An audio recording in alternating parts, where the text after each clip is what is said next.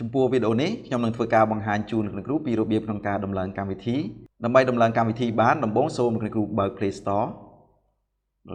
មកបាទសូមជម្រាបជូនលោកគ្រូថាទូរស័ព្ទដៃត្រូវតែភ្ជាប់សេវាអ៊ីនធឺណិតមិនថាភ្ជាប់តាម SIM ឬក៏តាម Wi-Fi ទេត្រូវតែមានអ៊ីនធឺណិតទើបយើងបើក Play Store មកចេញបែបនេះណាបាទ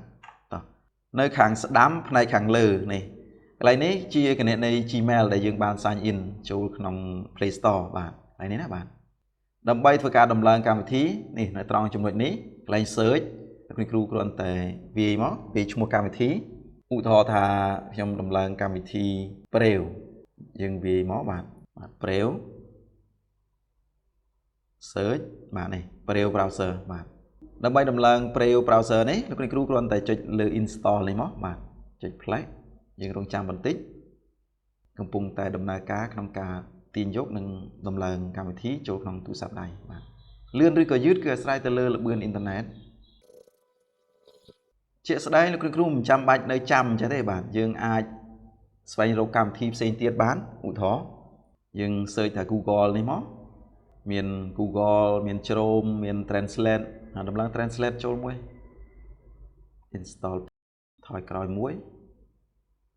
មាននេះទៀតនេះ YouTube តទៀតនេះ Google Authenticator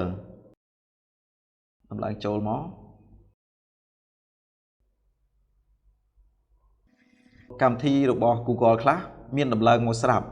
ដំឡើងចូលក្នុងទូរស័ព្ទដៃ Android យើងស្រាប់តែពេលខ្លះមានឲ្យយើងអាប់ដេតបាទដោយ Google Meet នេះមានមកស្រាប់គ្រាន់តែគេឲ្យយើងអាប់ដេតបាទយើងមើលកម្មវិធីណាដែលមិនទាន់បានដំឡើងចូលសិនទៅបាទមួយទៀត Google Keep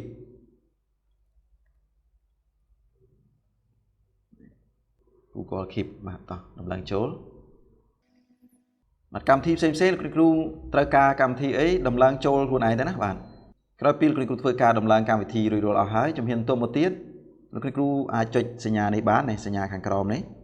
Home ត្រឡប់ទៅទំព័រដើមវិញបាទនេះមកទំព័រដើមណាបាទយើងអូសរកមើលកម្មវិធីដែលយើងបានដំឡើងចូលបាទ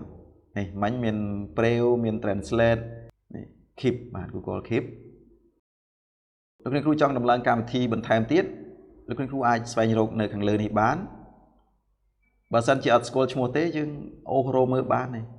ឧទាហរណ៍នេះចង់ដំឡើង Facebook TikTok ឬក៏ app ផ្សេងៗយើងអាចអូសរកមើលបានបាទអរគុណច្រើនចំពោះវីដេអូក្នុងការបង្ហាញពីរបៀបក្នុងការដំឡើងកម្មវិធីចូលក្នុងទូរស័ព្ទដៃដែលដំណើរការដោយប្រព័ន្ធប្រតិបត្តិការ Android គឺមានតែប៉ុណ្្នេះទេបាទសូមអរគុណជួបគ្នានៅវីដេអូក្រោយបន្តទៀត